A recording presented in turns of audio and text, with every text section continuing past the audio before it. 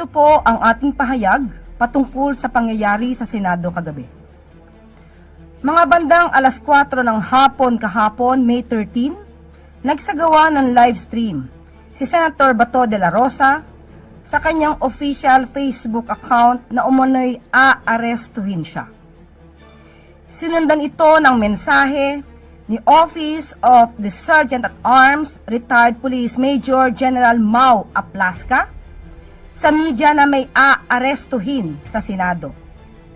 Ilang minuto pagkatapos nito, ang mga tauhan ng OSAA ay may nakita umanong NBI agents sa property ng GSIS. Ang Senate ay umuukupa sa ilang bahagi ng GSIS property. Isang bridge ang nag-uugnay sa opisina ng GSIS at opisina ng Senado. Ang susi upang mabuksan ang pintuan mula sa Senate papunta sa bridge na konektado sa GSIS ay hawak ng OSAA o Senado. Si GM Wick Veloso ng GSIS ay humingi ng assistance sa NBI para masecure ang kanilang premises. Ito po ay pinasinayaan ni NBI Director Atty. Matibag. Kaya nagpadala ng NBI agent sa GSIS premises bandang alas 6 ng gabi. Pinagbagyan ito ng NBI at sa puntong ito gusto nating linawin. Una, walang assault na ginawa ang NBI agents sa Senado. At pangalawa, walang operasyon ang NBI o PNP na arestuhin si Senator Bato. Pero bago nito, noong nakita ng OSAA na mayroong NBI agent sa GSIS, katabi ng Blue Guard, nakita na agad na naka-gear up ang OSAA. Nag-vest at naghanda sa isang operasyon. Pagdating sa bridge sa GSIS premises, tinanong ng OSAA ang NBI agent na nakaupo, lamang kasama nga ang isang Blue Guard ng GSIS. Nagpakilala na NBI agents at nung nagsabi sila ng kanilang pagkakakilanlan, agad nagpaputok ng warning shot si Sergeant at Arms Mau Aplaska. At dahil doon, napilitan ding magpaputok ng warning shot ang NBI agent. As of 11:09 a.m., several sources confirmed that the Senator Bato, is no longer in the Senate premises. But we are still getting official confirmation on the report. At para po mabigyan tayo ng detalye, makakasama po natin si NBI Director Attorney Melvin Matibag at PNP Chief General Jose Melencio Nartates Jr. Magandang umaga po sa inyo lahat. Magandang umaga. Maraming salamat po, Yusek Claire Castro, at magandang umaga po sa inyong lahat. Yung pong sinabinanggit ni Yusek Claire Castro was exactly what transpired during po nung araw na yan kahapon po. No? So, siguro po kung meron lang mga katanungan, I will be willing to address your questions po. Magandang umaga po sa atin lahat. Salamat sa pagkakataong ito. Nakikita nyo naman ang NBI Director at ang Philippine National Police na aking pinamumunuan. Magkatabi ngayon. So, ito po yung ating iimbestigahan, lalong-lalo na yung nangyari kagabi, early morning last night. And so, we are coordinating such that we can go into the bottom of this case. And the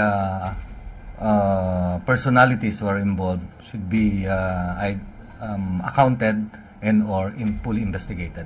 Not only for the NBI, but of course, including the personalities, especially the security personnel at the building of the GSIS, as well as the GSIS building being occupied by the Senate Security, led by the Sergeant of Arms.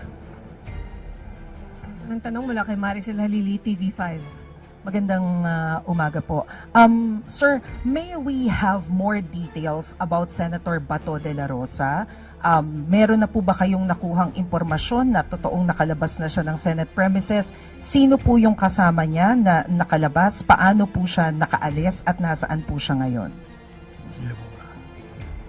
Well, gaya po ng sinabi ng ating pong Yusek Claire Castro, we have yet to validate kung ano po yung report. Baka maganda po sa Senate po natin itanong, sa Senado, sa Office of the SecGen, at po sa OSAA din po, dahil sila po ang makakakita talaga kung may actual po na paglabas o pag-alis po ni Senator Bato. Umaasa rin po kami sa aming mga nangarinig na balita at lumalabas po sa social media. But may we know kung ano po yung directives ni President Marcos when it comes to arresting Senator Bato? If you're referring po dun sa kahapon, wala naman, ang gaya po ng sinabi ko sa aking mga pahayag doon pa man, na wala pong instruction na arestuhin. Katunayan, kausap ko po buong araw si Secretary Bida ng DOJ kung saan po napapaloob ang National Bureau of Investigation.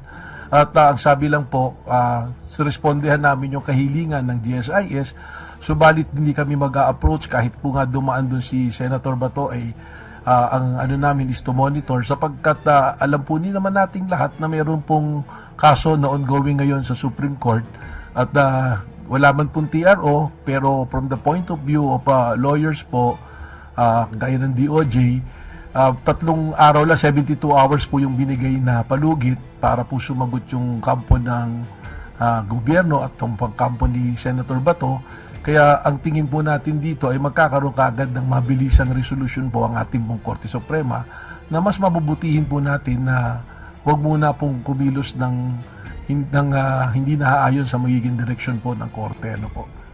And sir, may we know kung sino po si Mel Oragon?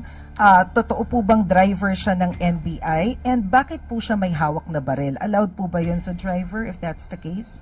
Well, sa ngayon po, when binalidate po namin yung pong aming records ng aming pong mga ahente at mga employees, siya po ay hindi po opisyal na empleyado ng NBI. Ngunit nung akin pong nagkaroon na po ako ng sariling investigasyon, lumalabas po na siya ay parang volunteer kasama po ng mga ahente po. No? Doon po sa katanungan kung alaw humawak ng baril, yun po kasi yung nakita na naglalakad, pinahawak. Pero yung actual naman po na pangyayari, wala naman po siyang access po dun sa baril na hawak-hawak po niya. So, sir, sorry, panghuli na lang. So, kasama po siya nung mga As NBI a agents na driver po. nag-assist sa GSIS? As a driver po nung grupo po, yun po yung report sa akin ng mga NBI. But officially, he is not a member or employee po ng National Bureau of Investigation. Kasi po sa mga operation po namin, just to educate po ang ating pong publiko, lahat po, pag operations po kasi, meron po talaga mga tinatawag na force multipliers, yung mga volunteer po. Para po kasi sa kakulangan po ng tao, tsaka meron po din kami tinatawag na mga alpha or assets, yan po na rin yung mga ginagamit namin to solicit intelligence report po para sa aming mga operations po. Yes, sir. Salamat po. Natanong mula kay Katrina Domingo, ABS-CBN. Sir, ipinapavalidate lang po, yun po bang mga responde sa GSIS para i-secure or armed NBI agents? Well, yung request po kasi sa amin na sulat na aking natanggap ng alas 5:08 PM po kahapon mula po kay GM Vic Veloso is to secure and panatilihin po yung kapayapaan and peace and order. So pag may request pong ganun, talaga pong nakabihis naman po ng anong tawag dito, yung pong kanilang ordinary gear na ganyan, dala po talaga yung mga ganyan na arms. Ano po? Sir, bakit po may drilling involved? Can you categorically explain to the public bakit po may drilling involved? Nakita ko rin po yung video na yan at kung makikita nyo naman po, yung mga suot ng tao nagdi-drill, hindi naman po pang assault. Ang nagdi-drill po, tinatanggal po nila yung lock because the access from the Senate going to GSIS, yung susi po, ang report po sa akin ni GM Veloso is nandoon po sa Senate. Ang gusto po niya, isara po yung lugar na yon kasi nga po, labas-masok na raw po ang iba't ibang tao. Hindi na po masecure yung lugar at yung mga employees. So yung primary concerns po niya. Kaya kung makita niyo po yung video, drilling, tapos sinarangan po ng mga metal cabinet para hindi po madaanan na yung lugar po na yon. Sir, in a span of 3 days, 3 beses pong nalusutan, if that is the proper term, ni Senator Ronald De La Rosa ang NBI. First, hindi nahabol sa stairwell ng Senate. Pangalawa po, kahapon, supposedly, nagkagulo doon sa Senado and he was holed up in his office. At ngayon naman po, nakaalis sa Senate without the NBI knowing exactly kung nasan po yung senador. To what do you attribute these lapses Okay. or these discrepancies? Hindi naman po siguro lapses, ano po, there's our operational requirement po. Number one, yun dun po sa Senado nung hindi po siya na-aresto. Naikwento ko na po yan eh. Kaya nga po ako humihiling ng buong kopya ng CCTV mula nung dumating siya sa parking kung kanino siya nakasakay na sasakyan hanggang sa pumasok. Dahil ang nakita na lang po nating video, yung takbuhan na lang yung habulan. Hindi po na ipakita ron na magsiserve na ng warrant, kakausapin na po si Senator Bato, tinakel niya po yung babaeng ahente. Kaya po nagkaroon ng takbuhan. At nung nagdeklara po ang Senado na protective custody nila si Senator Bato, minabuti po namin na irespeto yung sinabi na yun ng Senado sapagkat ang respeto po natin sa co-equal branch po na executive ay nandoon.